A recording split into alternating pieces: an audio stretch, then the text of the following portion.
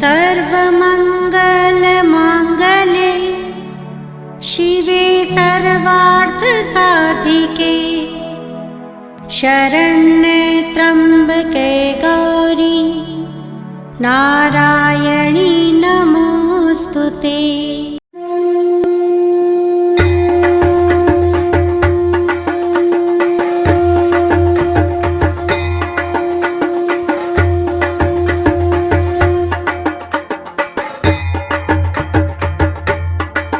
माँ विष्णु सारे देवी देवता इंद्र शशि सब माँ के सामने आ गए, हाथ जोड़ के कहने लगे, माँ माँ अरे हम आपके बच्चे हैं, माँ शांत हो जाओ, दुष्ट मारे गए, शांत माँ हो जाओ। लेकिन माँ किसी की ओर देख ही नहीं रही थी, करते हुए आगे बढ़ती चली जा रही थी। और ब्रह्मांड था कि लगता था प्रलय आ जाएगा महाराज। अब थोड़ी देर तो देवी देवता खड़े रहे, लेकिन हिम्मत छोड़ बैठे क्योंकि माँ आगे बढ़ती चली आ रही थी। सब देवता घबरा गए और अंतर ध्यान हो गए। माँ आगे बढ़ती चली जा रही है, फिर ऊपर जाके फिर बात होने लगी देवताओं में, माँ को रोको। तो हुआ कि पुत्र को भेजो। पुत्र को देख के तो हर माँ शांत हो जाती है, पुत्र को भेजो। तो गजानन और कार्तिकेय को भेजा गया कि जाओ रोको, माँ को रोको। ये सब दोनों लोग आके हाथ जोड़ के खड़े हो गए। गजानन कहने लगे, अरे मैया हम तुम्हारे पुत्र, भाई ये लोग तो मानने वाले हैं, ये तो आपने जन्म दिया ही है, लेकिन हमने तो आपके शरीर से ही जन्म लिया है, इसलिए हे माँ हम आपके पुत्र हैं, रुक जाओ मैया। लेकिन माँ उस समय इतनी क्रोध में थी कि गजानन और कार्तिकेय को भी नहीं देखा, बस वो आगे बढ़ती जा रही थी, करती हुई बढ़ती जा रही थी, माँ बढ़ती जा रही थी। अंत में गजानन कार्तिकेय को भी अंतर ध्यान होना पड़ा। मामला बड़ा गंभीर है और मां रुकने का नाम नहीं ले रही है, प्रलय आ सकता है क्योंकि पूरा ब्रह्मांड कांप रहा है। मां के हर कदम पर पूरी पृथ्वी, पूरा ब्रह्मांड कांप रहा है महाराज। और वो हुम करती जा रही हैं और एक कदम रख रही हैं, दूसरा कदम रख रही हैं।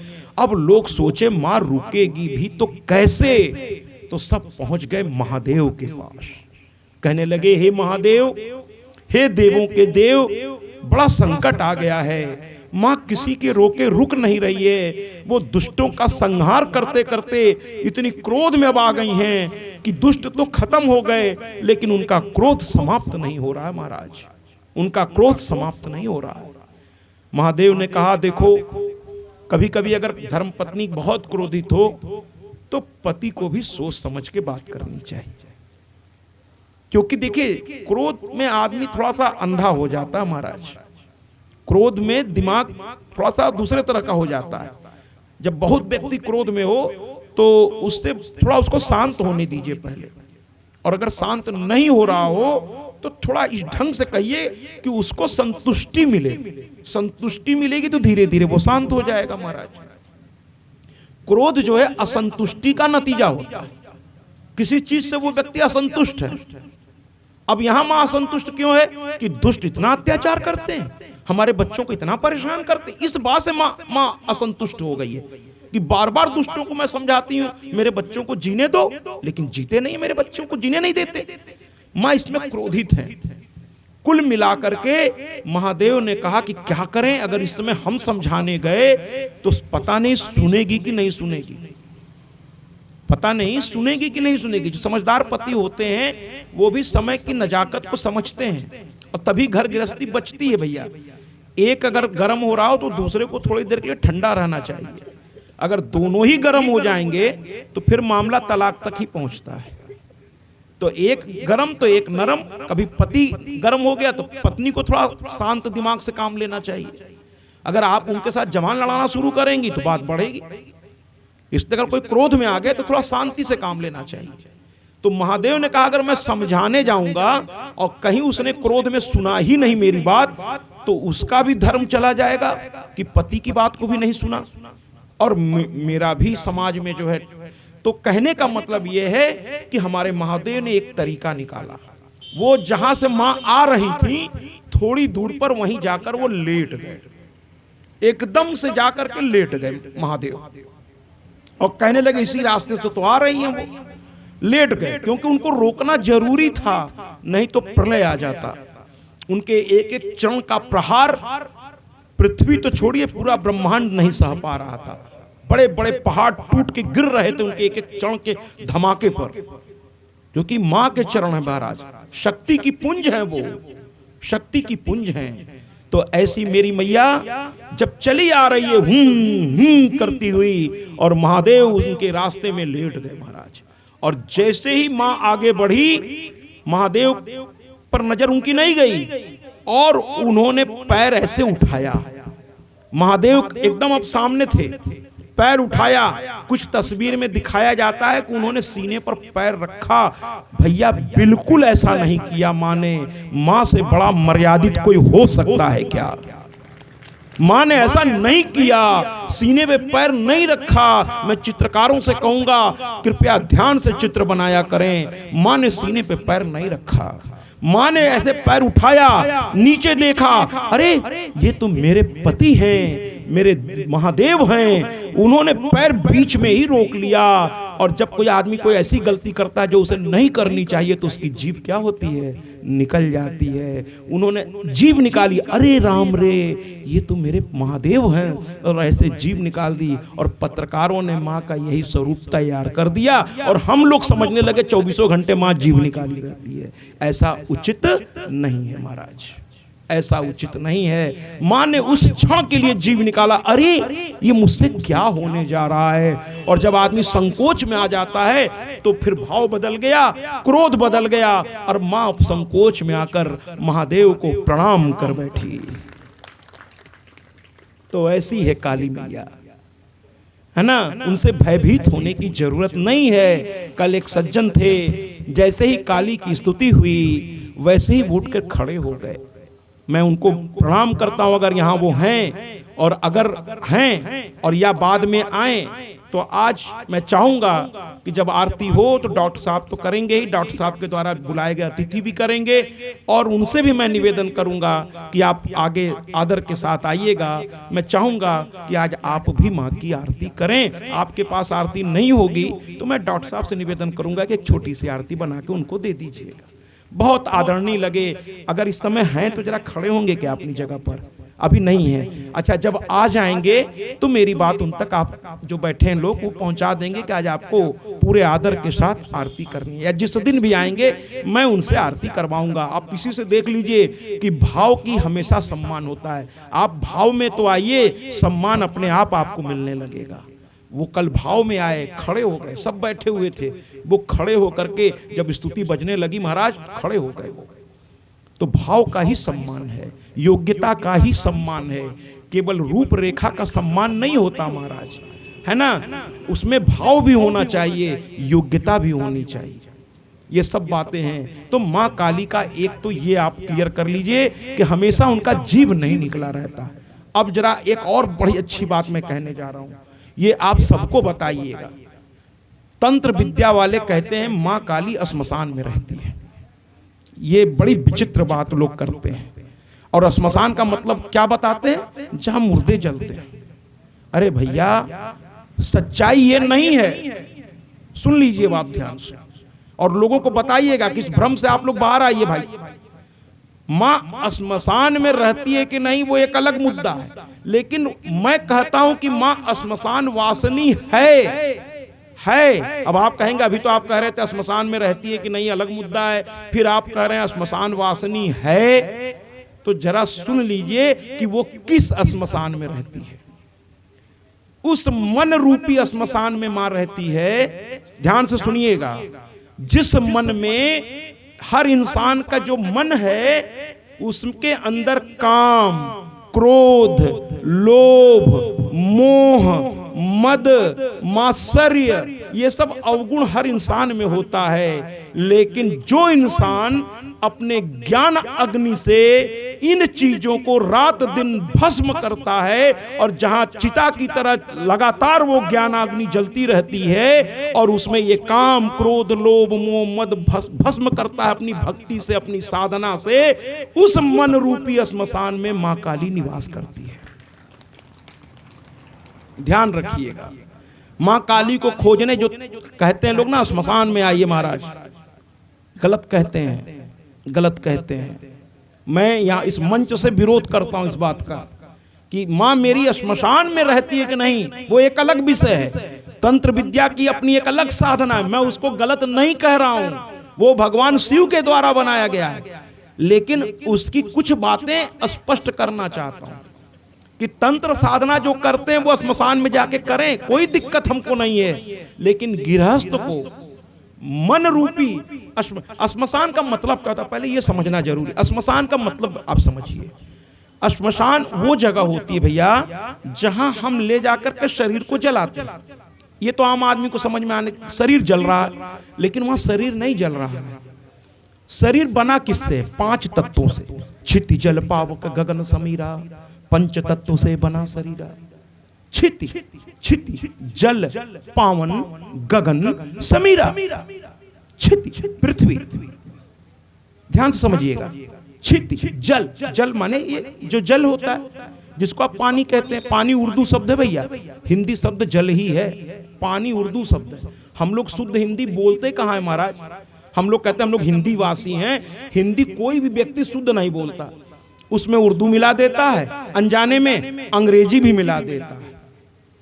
एक जगह हम लोग कहीं जा रहे थे कथा में, तो अक्सर जो एसी क्लास में अक्सर लोग जो होते हैं एक दूसरे से बात नहीं करते, सब अपने जो है अपने बच्चों को बार बार कह रहे थे तुम लोगों की हरकत से मैं नरभसा रहा हूं। और मैं अंग्रेजी की सारी डिक्शनरी मन ही मन ढूंढ डाला कि नरभसाने का मतलब क्या होता है, लेकिन मुझे नहीं मिला वो शब्द, तो मुझसे नहीं रहा गया।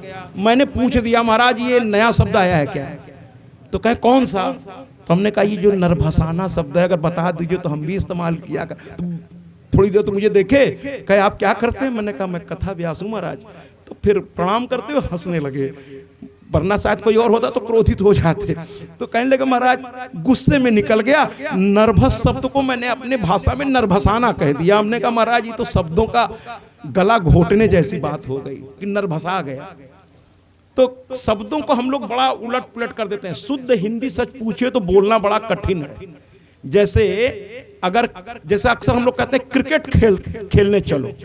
क्रिकेट शब्द क्या है महाराज? अंग्रेजी शब्द है। क्रिकेट अंग्रेजी है। अगर शुद्ध हिंदी बोलने का शौक चढ़ जाए तो समझ लीजिए कुछ लोग आपको पागल समझने लगेंगे। अगर क्रिकेट को शुद्ध हिंदी में कहना है तो जानते हैं आपको क्या कहना पड़ेगा? लंब डंड गोल पिंड फेंक मार धर पकड़ प्रतियोगिता खेलने चलोगे? वो कहेगा पागल हो गए, कौन सा खेल है? क्रिकेट की शुद्ध हिंदी है। ठीक है महाराज, तो चलिए उस चक्करों में हम नहीं पढ़ते हैं। हम श्मशान की बात कर रहे हैं जहां शरीर जलता है। तो जब शरीर जलता है तो जो 5 तत्व हैं महाराज वो अपनी अपनी जगह जाकर के मिल जाते हैं। इसीलिए शरीर को अंतिम संस्कार करना जरूरी हो, क्योंकि शरीर ये 5 चीजें लेकर पैदा हुआ है। पृथ्वी का भी उसमें अंश है, समझ लीजिए। जल शरीर का 80% डॉक्टरों से पूछ लीजिए, 80 से ज्यादा % तो जल होता है शरीर में। मरने के बाद शरीर फूलने लगता है महाराज। जो आदमी जिंदे में 75 किलो का भी नहीं होता, मरने के बाद तो इतना ज्यादा हो जाता है कि 4 लोग उठाने में परेशान हो जाते हैं। ठीक है महाराज, तो शरीर में पानी बहुत है, जल, क्षिति जल पावक। शरीर में अग्नि भी है। अग्नि नहीं होती ना तो खाना आप हजम नहीं कर पाते, है ना? ये अग्नि से ही अंदर खाना भस्म होता अंदर। तो अग्नि भी शरीर में है, नाना प्रकार की अग्नि है। क्रोधाग्नि, जठराग्नि, ये सब अग्नियां हैं शरीर के अंदर। तो क्षिति जल पावक गगन आकाश भी है शरीर के अंदर, और समीरा वायु भी है। अगर कभी लाश को ध्यान से जलते देखेंगे ना तो उसमें से बीच बीच में आवाज आती है, चट पट ऐसे आवाज आती है महाराज, है ना? श्मशान घाट जाइए, तबीयत प्रसन्न हो जाएगी कि जिस शरीर को इतना आप लोग प्यार करते हैं वो शरीर की गति क्या होती है, चलकर श्मशान घाट में देख लीजिए महाराज। मैं ज्यादा अब उसका वर्णन नहीं करूंगा वरना विभत्स रस यहाँ आ जाएगा कि हाथ टूट टूट करके चिता में गिरते हैं जल जल के। ऐसे शरीर की दशा देखनी हो तो श्मशान घाट चलिए। ज्यादा शरीर से बहुत लगाव मत रखिए, और शरीर से बहुत ज्यादा प्यार भी, अपने शरीर से या किसी के भी शरीर से। शरीर शारीरिक आकर्षण जो है ना महाराज, ये ऊपर की चमड़ी हटा दीजिए तो अंदर मल मूत्र खून पीप क्या क्या गंदगी भरी है। ये तो भगवान ने अच्छा किया, इसके ऊपर एक कवर लगा दिया तो हम आप देखने लायक हो गए महाराज। वरना कभी बायोलॉजिकल प्रैक्टिकल लैब में जाइए, देखिए क्या हालचाल है वहाँ। तो चूंकि मैं तो कथाओं में बड़े बड़े विद्वानों और बड़े आदरणीयों के साथ बैठने का सौभाग्य मिलता है, तो वो लोगों से मैं चर्चा करता हूँ। कभी डॉक्टर के यहाँ गया तो मैं उनसे भी चर्चा करता हूँ कि शरीर, तो कहते हैं महाराज शरीर अगर अंदर से खोल के एक बार देख लीजिए तो ये शरीर से आकर्षण खत्म हो जाएगा महाराज, शरीर से आकर्षण खत्म हो जाएगा। तो श्मशान वो जगह है जहां पंच तत्व वापस अपने अपनी जगह चले जाते हैं। पृथ्वी का हिस्सा पृथ्वी में चला जाता है जब चिता जलती है तो देखिए कुछ राख वहां से कितना भी उठाइए उठेगा नहीं, वो पृथ्वी में समा जाएगा, वो पृथ्वी अपना हिस्सा ले लेती है। जल वो भाप बन के उड़ता है, बादल में जाके मिलता है, बाद में बारिश के रूप में बरस जाता है महाराज। जल अग्नि, अग्नि तो जल ही रही है महाराज, तो उसमें वो शरीर की अग्नियां उसी में शामिल हो जाती हैं, है ना। गगन धुआं आकाश की तरफ उठता है तो हवा में समीरा माने हवा में वो धुआं मिलता है और आकाश में भी जाता है। तो ये पांच तत्व जब तक अलग अलग जाके वापस फिर से मिल नहीं जाते महाराज, वो कहते ना कबीर की एक पानी ही ते हिम भया, हिम है गया बिलाए, जो कुछ था सोई भया, अब कछु कहा न जाए। थोड़ा मैं आज चूंकि माँ काली का वर्णन है तो थोड़ा साहित्यिक हो गया हूँ, वरना आम तौर पे मैं श्रोता को देखकर ही बोलता हूँ। जब संतों के बीच बोलना होता है तो वहाँ केवल संस्कृत में बोलता हूँ महाराज, लेकिन अगर यहाँ केवल संस्कृत में बोलूंगा तो आप कहें महाराज जी कुछ समझ ही में नहीं आ रहा, तो बैठने से फायदा क्या है। आप विद्वता दिखा लीजिए, अब हम लोग जा रहे हैं अपने अपने घर, संस्कृत में बोलिए महाराज, देखिए जिसको समझ में आए वो बैठे, हम तो जा रहे हैं घर। तो यहाँ संस्कृत बोलने का कोई मतलब नहीं है, मैं यहाँ अपनी विद्वता दिखाने नहीं, आपको माँ की कथा का आनंद देने आया हूँ। तो आप जैसे समझेंगे मैं वैसे समझाने को तैयार हूँ महाराज, मैं वैसे समझाने को तैयार हूँ। तो कुल मिलाकर के जरा मैं इसको सरल कर देता हूं कि जहां पर प्रकृति के सारे तत्व लय हो जाते हैं उस जगह को श्मशान कहते हैं। और वहां चिताएं जलती है महाराज। तो हमारे शरीर में भी ज्ञान की अग्नि, और ये ज्ञान की अग्नि मिलेगी कहां पर पता चाहिए आपको, दे देता हूं। ज्ञान की अग्नि मिलेगी भक्ति से। पहले भक्ति अपने अंदर ले आइए। भक्ति कहां से मिलेगी, है ना। जैसे आईसीएम का प्रोडक्ट यहां लेना है तो कहां मिलेगा, डॉक्टर साहब के पास। आईसीएम का प्रचार भी कर दे रहा हूं, बता दीजिएगा उनको। आईएमसी, सॉरी मैं सही कर देता हूं, आईएमसी। थोड़ा आज मैं गया था तो उस कंपनी का भी हक थोड़ा तो मुझ पे बनता ही है, तो मैंने सोचा आईएमसी का भी प्रचार थोड़ा कर ही देता हूं। और नेट के माध्यम से कितने लोग सुन रहे हैं, तो हो सकता है इस बहाने आरसीएम वाले भी मुझसे संपर्क करने शायद। नहीं, ये तो आईएमसी है, आरसीएम वाले भी शायद संपर्क कर लें कि महाराज जी अच्छा बोल लेते हैं, हमारे बारे में भी कुछ बोल दे। तो कुल मिलाकर के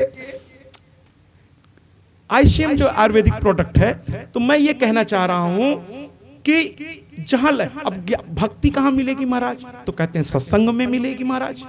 सत्संग कहां मिलेगा महाराज, कहते हैं भक्तों के बीच बैठिए महाराज, दुनियादारी से दूर बैठिए महाराज।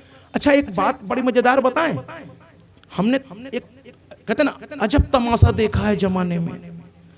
4 घंटा कथा चलती है महाराज, केवल यही नहीं कई जगह मैंने देखा है। और जैसे ही कथा की आरती खत्म हुई तुरंत एक दूसरे से ये बताओ वो जो फलाने की जो बहू थी सुने थे उसके बारे में, इसके बाद की बात मुझसे करिए ही नहीं। मतलब तुरंत शुरू हो जाएंगे पास पड़ोस की बातें, यहाँ की बातें। अरे भैया 4 घंटा कथा में बैठे, कम से कम 10 मिनट तो उस भाव में रहिए, क्यों शुरू हो गए तुरंत दुनियादारी की बातें करने लग गए आप। 10 मिनट तो कम से कम उस भाव में रहिए। 4 घंटा का मेरा प्रयास, आप हमारे उतरने से पहले मेरा भ्रम दूर कर देते। महाराज जी भ्रम में ना जाइएगा कि हम बहुत आपसे समझ गए हैं, हम तो जैसे थे वैसे ही रहेंगे। आप जैसे कितने आए और कितने चले गए, हम बदलेंगे नहीं महाराज। ऐसा मत करिए, थोड़ा बदलिए, थोड़ा चिंतन करिए। कथा के बाद मौन रहना चाहिए, है ना। व्यास को प्रणाम, माँ को प्रणाम, और थोड़ा मौन घर तक जाइए और चिंतन करिए आज क्या क्या कहा गया। उसमें से कौन सी बातें मेरे मतलब की है महाराज। बहुत सी कथाओं में जहां विद्वानों की, और आप सभी विद्वान हैं महाराज, डायरी लेके लोग बैठते हैं महाराज, कथा में पेन लेके बैठते हैं और कोई बात अच्छी लगती है नोट कर लेते हैं। एक कथा में एक महिला मिली, 9 दिन कथा के बाद वो लेके मेरे पास डायरी आई। हमने कहा किसकी डायरी है? तो कहे पढ़िए। तो हम पढ़ने लगे। हमने कहा तो किसी बड़े विद्वान की बातें लगती हैं, कहाँ से संग्रह किया? तो मुस्कुरा के कहती है 9 दिन की कथा में आपने जो बोला है उसी का संग्रह। हमने कहा अच्छा, मैया ने इतना अच्छा बुलवा दिया, मुझे तो पता ही नहीं चला। तो कहे अब इसकी किताब छपेगी महाराज और आपकी एक फोटो चाहिए मुझे। हमने कहा क्या करेंगे? किताब के फ्रंट पेज पे डालेंगे। हम कहते महाराज ये सबसे दूर रखिए, हमको ये सबसे दूर रखिए। तो बहुत से लोग लिखते हैं बकायदा, नोटिंग करते हैं, अपने लिए नोट करते हैं। और आजकल तो बढ़िया है, हर हाथ में मोबाइल है। कुछ लोगों को जहां बात अच्छी लगने लगती है वो रिकॉर्ड दबा देते हैं और रिकॉर्ड कर लेते हैं और बाद में सुनते रहते हैं महाराज, सुनते रहते हैं। अच्छी चीज है, अच्छी चीजों को बार बार, और हम लोग क्या करते हैं बुरी चीजों का बार बार। और जानते हैं महाराज, निंदा तो कभी किसी की करनी ही नहीं चाहिए। अगर आप किसी की निंदा करते हैं ना महाराज, तो उसका पाप बहुत हद तक आप अपने पास ले लेते हैं। ये ध्यान रखिएगा। आप किसी की अगर बुराई कर रहे हैं, किसी की, देखिए कोई चीज से आपको तकलीफ है वो तो आप कहेंगे भैया वो तो मानव स्वभाव है, उससे हम आपको नहीं रोक रहे हैं। लेकिन जहां आपका कोई लेना देना नहीं है, फिर भी आपने सुन लिया और तुरंत शुरू हो गए, अरे सुने फलाने का। अब वो भी फलाने से उनको भी कोई लेना देना नहीं, लेकिन वो भी पूछना शुरू, हाँ क्या हुआ बताओ। तो ये जो निंदा वाला स्वभाव है ये ठीक नहीं है महाराज, है ना। इससे उसका पाप आपकी झोली में जा रहा है, इसलिए निंदा से बचिए। हाँ, जो सीधे आपको प्रभावित कर रहा कोई चीज, उसके बारे में आप थोड़ी बहुत चर्चा करिए, वो मानव स्वभाव है, वो मानव स्वभाव है। तो कुल मिलाकर के मैया मेरी श्मशान में नहीं रहती, हमारे आपके हृदय में रहती है। बोलिए ना काली मैया की। और बहुत प्यारी है मेरी माँ काली। अब माँ दोनों आ गई, गौरा भी और काली भी। अब की बार एक माँ नहीं चली, शुंभ और निशुंभ से निपटने के लिए अब की बार 2 माँ आ गई, एक तो गौरा दूसरी काली, और दोनों चल पड़ी। अब की बार एक ही जगह पे माँ नहीं रुकी, और ना अब की बार माँ हंसी। माँ ने कहा बच्चों तुम लोग जाओ, अब ये मामला तुमने मेरे विभाग में डाल दिया है, मैं देख लूंगी। जैसे होता है ना कुछ विभाग में आप जाएं तो वहां कोई अच्छा अधिकारी है, कहता अब आप जाओ निश्चिंत होकर, 24 घंटे का समय दो, मैं हल कर दूंगा इसको। और थोड़ा बहुत है तो कहते हैं बस आप घर पहुंचो हो जाएगा। तो कुल मिलाकर के महाराज ध्यान से सुनिएगा, ये दोनों चल पड़ी। यहाँ एक नया काम किया, वहां तो हंसी थी, ध्यान से सुनिएगा। महिषासुर में माँ हंस दी थी, यहाँ माँ हंसी उसी नहीं। और माँ वहां महिषासुर में जहां प्रकट हुई वहीं खड़ी रही, यहाँ माँ चल करके आई। उसके उपवन में, जैसे कहते हैं दुश्मन के घर में घुस जाना, और उसके उपवन में जाके बैठ गए। अकेले 2 महिला दुश्मन के किले के अंदर घुस गई हैं और जाकर वहीं बैठ गई। नारी शक्ति जब प्रकट होती है तो ऐसे प्रकट होती है महाराज। इनको आप क्रोध मत दिलाइए, वरना फिर तो दिक्कत होगी महाराज। ये बैठ गई वहीं पर। और अब की बार माँ ने क्या किया, मन बहलाने के लिए काली ने गौरा से कहा कि सखी थोड़ी देर में युद्ध शुरू होने वाला है, ये सब दुष्ट आएंगे जरूर, पता जैसे चलेगा हम लोग आ गए, मानेंगे तो है नहीं, सब अहंकारी लोग हैं, आएंगे जरूर। तो एक सखी काम करो, कुछ समय कहने समय कभी कभी गुजारने के लिए, जैसे यात्रा में हम लोग एक जगह जा रहे थे तो एक गीत बज रहा था महाराज। तो मैंने कहा कितनी दूर और है? तो कहे महाराज जी इस तरह के 5 गीत जैसे ही खत्म होंगे मंजिल आ जाएगी। तो माँ ने कहा एक गीत गाओ। अब माँ गाने लगी, और महाराज जब माँ गाएगी तो फिर क्या गाएगी। माँ का गीत भी अनोखा होता है महाराज, माँ का गीत भी अनोखा होता है। जरूर तालियों से स्वागत करिए। बिल्कुल माँ लगी गाने, पक्षी खड़े हो गए महाराज, पशु भी स्थिर हो गए, चारा चरना भूल गए महाराज। मोर गर्दन उठाकर माँ की ओर देखने लगे, क्योंकि उपवन में बैठी थी माँ। कोयल कूकना भूल गई, हिरन चलना भूल गए महाराज, हिंसक जानवर हिंसा भूल गए महाराज, है ना। सब एक साथ, शेर और बकरी एक साथ खड़े होकर गीत सुनने लगे। लोग हिंसा भूल गए महाराज। पूरा पृथ्वी मगन हो गया, सब तरफ आनंद ही आनंद। जल भी बड़े आनंद के साथ चलने लगा महाराज। हवा भी, वायु भी बड़ी प्यारी भी बहने लगी। लोगों को लगा जैसे बसंत आ गया हो महाराज। चारों ओर एक अजब, और संत तो उठ करके बस हाथ जोड़ के नाचने लगे महाराज। संत तो नाचने लगे, अरे ये मेरी माँ की मधुर कोकिल आवाज है। जी बिल्कुल, तालियों से स्वागत। आज पीछे वाले देखिए, क्या बात है, बहुत अच्छी बात है। वाह, वाकई माँ के भक्त बैठे हैं यहाँ, बहुत अच्छा, बहुत आनंद आया। आपके भाव को प्रणाम है मेरा। तो कहने का तात्पर्य है कि माँ गाने लगी और काली माँ भी सर हिलाने लगी। गीत में तो लोग आनंद में आ ही जाते हैं महाराज। काली भी सर हिलाने लगी, जानती थी थोड़ी देर बाद भी भीषण युद्ध होने वाला है। माँ भी सर हिला रही है, वो गाए जा रही हैं। अब ये गीत जब सब तक पहुंचा तो शुंभ निशुंभ तक नहीं पहुंचेगा, ऐसा संभव तो है नहीं। शुंभ निशुंभ तक भी पहुंच गया गीत। उसको भी लगा कोई गा रहा है। उसने तुरंत, अपना राज्य चल रहा था, सभा लगी हुई थी, एक से एक वहां राक्षस बैठे हुए थे, एक से एक दानव बैठे हुए थे। अचानक गीत गूंजा तो सब रुक गए। भाई कोई प्यारी गीत होती तो आदमी थोड़ी देर ठहर जाता, वो सब भी ठहर गए। फिर उसने थोड़ा सुना, शुंभ और निशुंभ देखने में बड़े सुंदर थे महाराज जी, महिषासुर की तरह नहीं थे, ये बड़े सुंदर थे। इन्होंने तुरंत अपने दूत सुग्रीव को बुलाया, कहा इधर आओ। और ये महिषासुर की तरफ क्रोधित नहीं हुए, ये कहे बड़े सुंदर कोई गा रहा है, पता तो करो कौन है ये, और ये किसी महिला की आवाज है। एक काम करना, उनको प्रणाम करना। देखिए महिषासुर का तरीका अलग था, इनका तरीका अलग है। ये कहने लगे प्रणाम करना, और प्रणाम करके कहना कि आपका स्वर इतना सुंदर है तो आप खुद कितनी सुंदर होंगी। और जी तालियों से स्वागत क्या कीजिए। आनंद ही तो माँ का पंडाल है महाराज, खूब नाचिए, खूब गाइए, आनंद लीजिए, पता नहीं दोबारा कब नसीब होगा।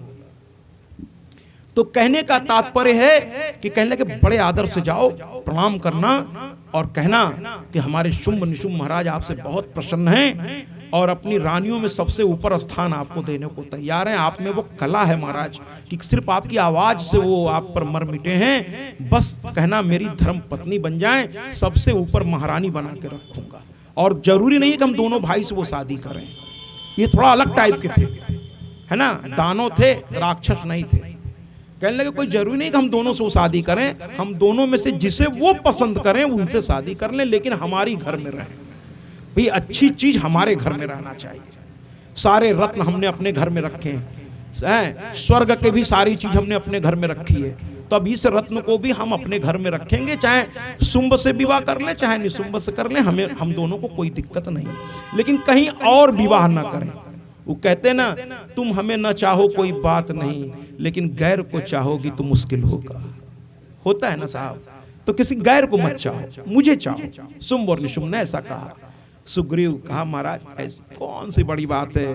फिर सुग्रीव कहता क्या है, अपने आप से भुनभुना रहा, महाराज के सामने तो कह नहीं पा रहा। बताओ इतने छोटे से काम के हमारे जैसे वीर को कह दिए जाओ, ये राजा लोग भी बड़े हैं। अरे किसी को भेज देते, एक तो महिला को समझा के लाना था। कौन मैं, राक्षस वृत्ति महिला को बड़ा कमजोर समझती है महाराज। राक्षस वृत्ति स्त्री को पता नहीं क्यों भोग्या समझ जाती है। स्त्री भोग्या नहीं है भैया, स्त्री माँ है, बहन है। और स्त्री तो वो है, डॉक्टर साहब आज कह रहे थे कि एक कोई दंपति हैं जो कथा सुनना चाहते हैं यजमान बनकर। हमने कहा स्वागत है, स्वागत है। फिर समस्या क्या है? हमने कहा हमें कोई एतराज नहीं। तो कहने लगे कि महाराज समस्या एक है, थोड़ा वो गर्भवती हैं। हमने कहा अरे महाराज तुरंत बुलाइए। अरे भैया मैं तो कथाओं में कहता हूं कि जब किसी के घर बच्चा हो तो जाकर के बधाई देने का आज से तरीका बदल दीजिए।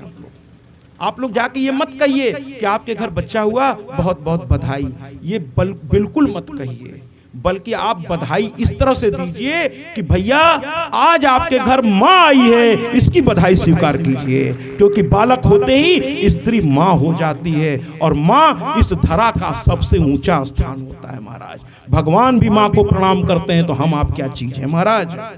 जरूर तालियों से स्वागत करिए इस माँ के लिए। मैंने कहा अरे वो तो माँ बनने वाली हैं, वो बैठेंगी, मेरा सौभाग्य होगा, मेरा सौभाग्य होगा। जरूर बुलाइए, कोई अशुद्धि अशुद्धि नहीं महाराज। काहे की अशुद्धि? जिस चीज से हम पैदा ही हुए हैं अब उसी को अशुद्ध मान लेंगे, है ना? हाँ, जब जन्म होता है तो सूतक लग जाता है, वो ठीक है, लेकिन अभी तो गर्भावस्था में है। ऐसे अवस्था में अगर बालक को कथा सुनने का सौभाग्य मिल जाए तो उस बालक का कोई पुण्य होगा जो उस गर्भ में है, कि उसकी माँ बैठ करके उसके गर्भ में रहते श्रीमद् देवी भागवत सुन रही है। ये उस बच्चे का पुण्य है, उसको रोकने वाले हम और आप या कोई भी कौन हो सकता है महाराज? बिल्कुल बुलाइए आदर के साथ, थोड़ा गद्दा उद्दा लगवा दिए, थोड़ा आराम से बैठे हुए बेचारे, माँ बनने वाली है, आदरणीय है। तो कहने का तात्पर्य है महाराज कि मां गा रही है, अब सुग्रीव चला बड़बड़ाते हुए, अरे हमको भेज दिया, हमको भेज दिया, हमको भेज दिया छोटे से काम के लिए। पहुंचे कुछ लोग होते हैं भैया, सरकारी काम भी ऐसे करते हैं जैसे आसान कर रहे हो, है ना? या कहीं भी नौकरी करते हैं जैसे आसान, अगर उनका बॉस बोल दिया थोड़ा ये कर दो, अब वहां तो कुछ बोल नहीं रहे लेकिन बड़बड़ा रहे हैं, हाँ, जब देखो ये कर दो, वो कर दो, वो कर दो, मर न जाए कोनो दिन तो अच्छा रहे हैं। तो भैया पता नहीं क्यों अधिकारी से लोग चिढ़े रहते हैं।